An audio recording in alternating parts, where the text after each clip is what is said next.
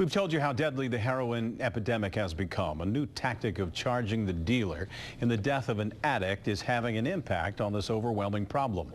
Tonight, the story of Vance Morgan. He's facing charges in just such a crime. Angela Ingram joins us live from the Justice Center, where Mr. Morgan is locked up tonight. Angela?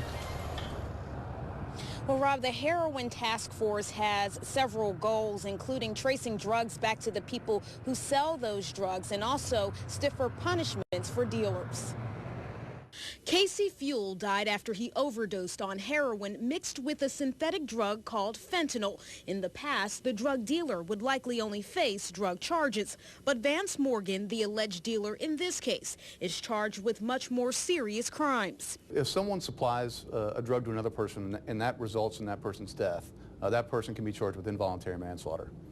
Which is a very stiff penalty in and of itself.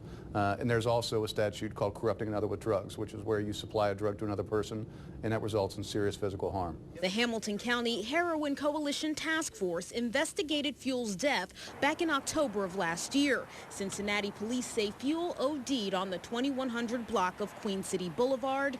By having officers from several jurisdictions, the task force is able to trace drugs back to the dealers countywide. And our objective is to form a relationship with the people that we encounter and then try to track the sources of the drugs back with the idea toward a conviction. And the task force is making progress. From June 1st, 2015 through the end of last year, they investigated 53 overdose death cases. Of those 53, 9 have been solved by arrest. That's roughly 17%. And there have also been convictions. We've had successes, convictions for involuntary manslaughter, corrupting another with drugs.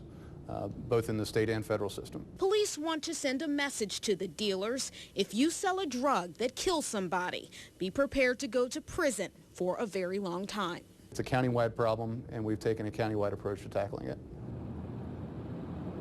And Morgan turned himself in yesterday, and he's expected back in court Friday morning. Live from the Hamilton County Justice Center, Angela Ingram, Local 12 News. Rob, back to you. Angela, thanks very much. The task force is made up of 8 people, including officers from Norwood, Cincinnati, and deputies from the Hamilton County Sheriff's Office.